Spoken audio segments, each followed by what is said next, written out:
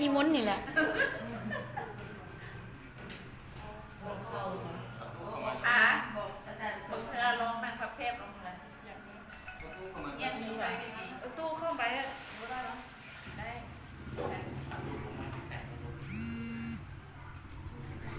เอาหัวแล้วมันเอา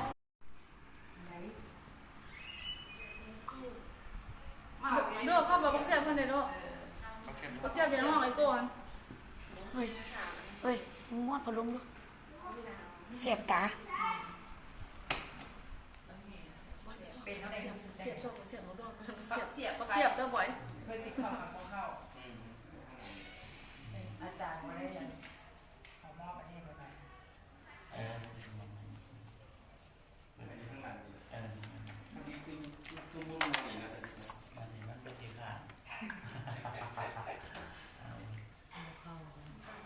มอบขันเนี่ยเลยตัววันที่เราคิด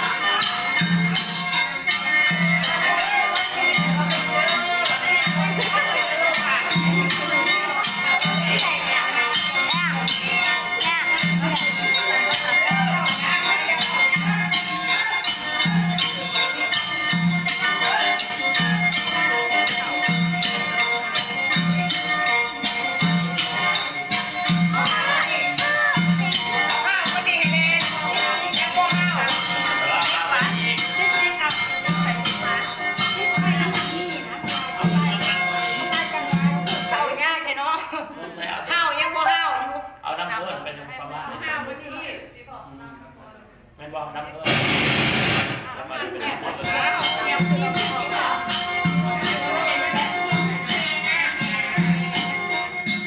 เก็บคนเป็นน้ำเพิ่มเลยเพราะว่าน้ำป่วย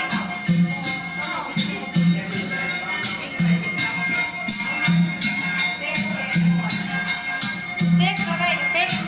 ไม่ได้เต็กเลยนะร้อยเต็กไม่ร้อยร้อยเต็กเต็กลูก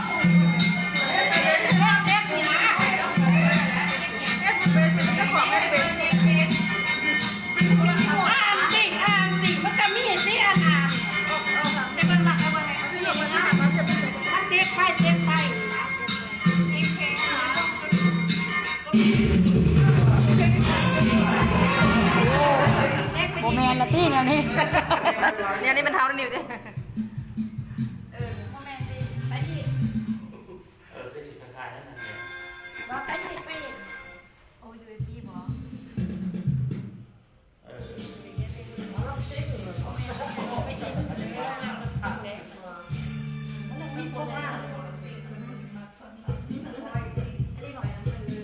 โมแมนละ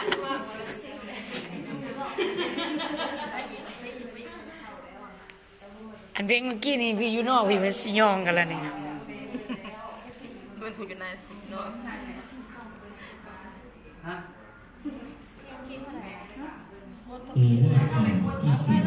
มันมีทุกอย่างบอกไปแล้ว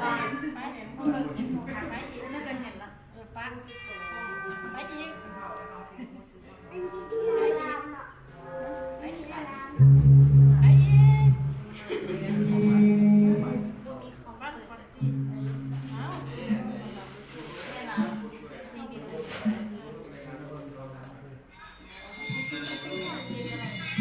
เสียงพินดังเพิ่มนะเสียงพินดังเพิ่มมีแต่ว่ามันแบบต้องมีไลฟ์มันต้องไลฟ์ก็ต้องสั่งของไงคุณพูดดอนอะไรนะเสียบตานี่เคยเป็นครอบเพลงเลยพี่บอกว่าเสื่อมโทรศัพท์แบบนี้เสียงพินดังเพิ่มเสียงแบบนี้โทรศัพท์ออกมาเลยก็เด็กคนไทยมันเสื่อมไปไหน จำเลยไหม คนไทยเหรอ คนไทย เออพี่ ค เป็น นลาวเขาว่า คนลาว คนไทยจะจ้อยเลยนะไทยส่วนไทยแต่ก็คนไทยส่วนเหนือให้เขามาสามารถ มันแบบถูกต้อง จบมานี่ ลูกอันฉันเนี่ยแม่เราอยู่ในรถ เล่นโตเนาะเขาย่างเนี่ย ว่าแบบนี้ แม่เลยต่อ ร้า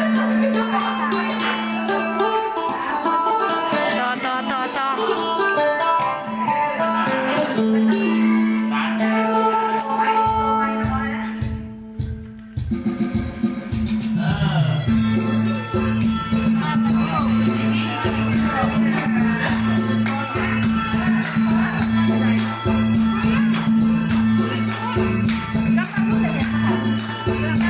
เ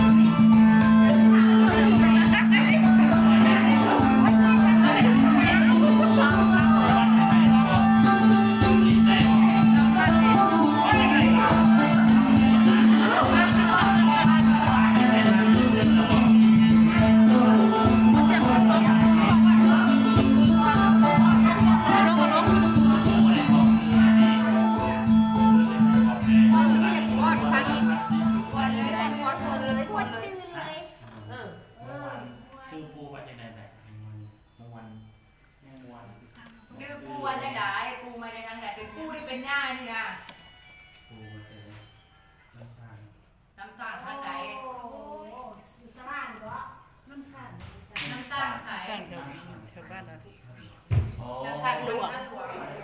หลวงก็ได้ทันหลวง มาจะทานหลวง มาในท่านหลวงมันบอกถึงครูบอกซื้อได้บ่ซื้อยังต้องได้บอกซื้อได้ให้นางได้ห้องไหนนางเฮ็ดบุญเฮ็ดอยากหาต้องได้ห้องใส่ดี บ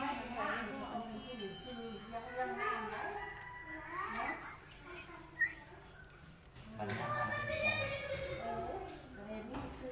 มากหมูซื้อมาได้เหมือนสิบอกเพื่อนพอปูมาทำเพื่อนโอ้มันรอเนาะ กูเอ้ยเสียงเนาะ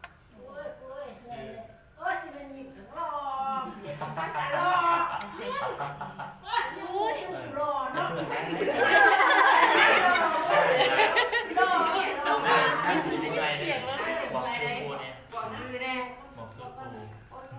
อย่าเข้าเฮงอย่าเข้าเฮง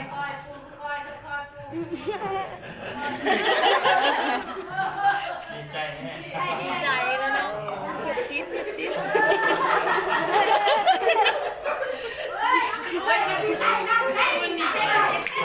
คนดีใจบอกนะ หาก็ได้ทำเด้หาตัวผู้เด้ ต้องเอาดิเข้าบนจักดิเข้าบนจักเข้าบนจัก เราให้ จัก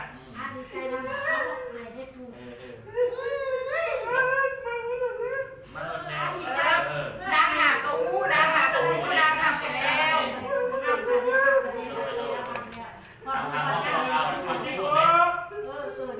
ปีหน้าผ้าไหมจึงลงพูดลงฟังปีนี้ทำห้องลงไป หักก่อนหัก ปีหน้าเล่านาปีหน้าตัวไม่โคกันมองมีเลย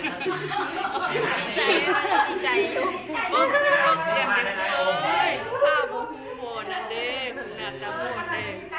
มาทำมาพูดกว่านางอยู่บ่ ข้ามมาปูนใหญ่อยู่ยังไงตอนนี้เนี่ยพี่ปู มาอยู่บ่อีต้นแตงไงมาอยู่บ่สาร งาม มาทำกันจะโอง มาจากองค์ปูมา มาจากโองกู บอกซื้อบอกเสียงไม่ได้ป่วย บอกซื้อก้อนหมันทุกวันนั่งจะเดือนคือจะในไปบ่ายคนอื่นมันบ่ได้ได้ปูบ่ายคือปูซื้อจะในปูนะบอกพี่ บุกร้านเขาหมู ซื้อไว้ ย่าง ทำไม เขา นักก่อน โอ้ พญากร ปูพ กู ญา พญากร นักก่อน โอ้ปูพญา นักกับสององค์ บอกปูที่สององค์ที่สองเลยกันหน่อยปูพญากรเป็นปูเอกเนาะปูร่องมากปูสังกัน ที่สองมันก็ทำบ่ได้ โอ้ เป็นมาเพื่อเรียนเป็นผู้หญิง โอ้เป็นผู้หญิงชื่อนักอีสานเลยกันหน่อย ก็บอกว่าพร้อมกันนะฮะพร้อมกันเลยเด้ ปูพญากร โอ้ย นั่งสังหารเชื่อหน้ายาฮะ อันนั้นบ่เป็นลูกบ่คือว่าเป็นเมียเนาะ เป็นไหนสีปูบอกเป็นสนุมบอกนะ เป็นลูกเป็นร้าน ที่นั่นกัน โอ้ นางนาคูณ โอ้นางนาคูโอ้ย นาคูณกับ ยศอายุเป็นแม่บ้านเอ้ยยศซื้อยศเสียกับพญา บิ๊กเอาจดเป็นแม็ก พันหา มัน มา ที่เราเดี๋ยวพันนะแม่ เอาพันหาเลยดีใจ ใกล้ดิ จดเอาแม่เอาตะปิดมาจดแล้ว จดไว้ในลืมจดไว้ ผู้ลงป่าเลยมือซ้ายขับพันมาเลยแม่ ยันใช้ เทียนมาใต้ โมเขาเป็นโมกลาง ไปก็ต้องกินสักเทียนมันจะจะมา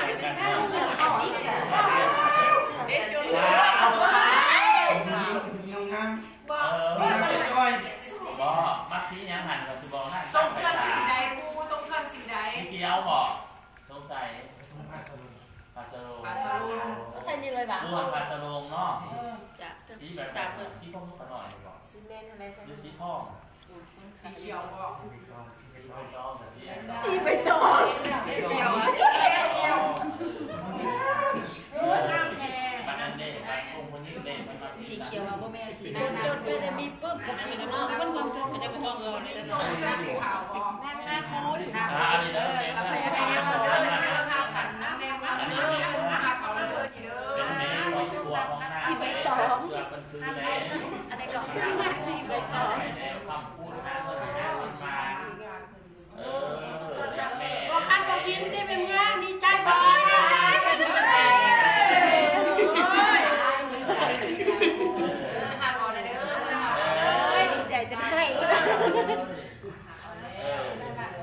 ดนเลยเนาะ ดีใจ ใจคนก็พูดเนี่ยกูมากโอ้โห ผู้ใดแต่กี้นะ ท่านกลัวนั่งลงไปหาเขาหน่อยพ่อพูดจักเลยดีใจมาโดนแล้ว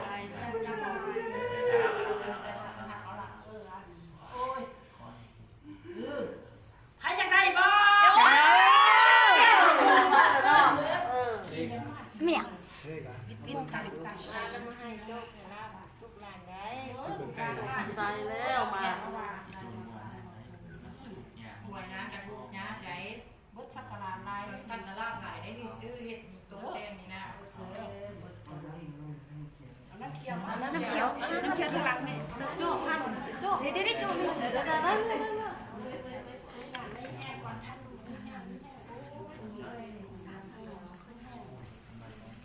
อันจือบ่ซื้อบ่ถนัด จดไปแล้ว ได้ไปเด้อย าหน้าพูน เอาไป เคี่ยวมากเคี่ยวมากเคี่ยวมาก เที่ยวมากเที่ยวมากนี่เด้นั่นล่ะ ผมมาก่อยามมาก่อน สมัครมาก่อนสัญญาอย่านี่เอามาเพิ่นใจเอามาได้กอกยานะ เอามา เอามาก่อนให้เพิ่นเที่ยวก่อนมีแนวตัดมีแนวนั่นบ่ได้ตูนนะบ่ก็ฮู้อยู่แต่อันหยังหั่นนะหยัง เอาตัวมัน เอาไปพัดแล้วเดี๋ยวจะห่อกันได้เถอะ เอายาก่อนเด้อเอายาเอาปูเนาะ หัวยุ่มๆเนาะ แม่เอาปูตัวสิ ปูสุดจะคอก ยาสิบอกเรื่องมาเลย เอามาเอา เอา ไป บ มา อกตัวสิเขียวเอา เออ อันที่ได้บ่ได้เอาใส่ เอาใส่ลูก ขี่มาเด้อ ขี้มาเด้อ ที่มาเอกได้มาหน่อย ผู้ใดแม่ เลขได้มา ไปสาม ไปมาเนี่ยมาตรงแหละตรงแหละเนี่ยเอาเงี้ยมาเงี้ยน้อยๆแล้ว เอานั่นแหละ ถูกบอกหน่อย มีแล้วเอาอันถุงยางห้องถุงยางห้องถุงยางห้องก็ถุงยางมาได้เปื้อนถุงยางเพื่อนมีตลาดเดินนะกันละ โอ้ก็สิบ่ได้เคี่ยวหมากจักเทื่อเนาะ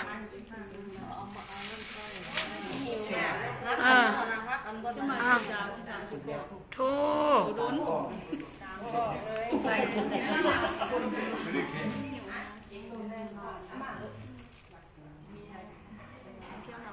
พอสั่งก่อนโอ้หิวแฮงได้แม่โอ้มักเพลงไหนอันนี้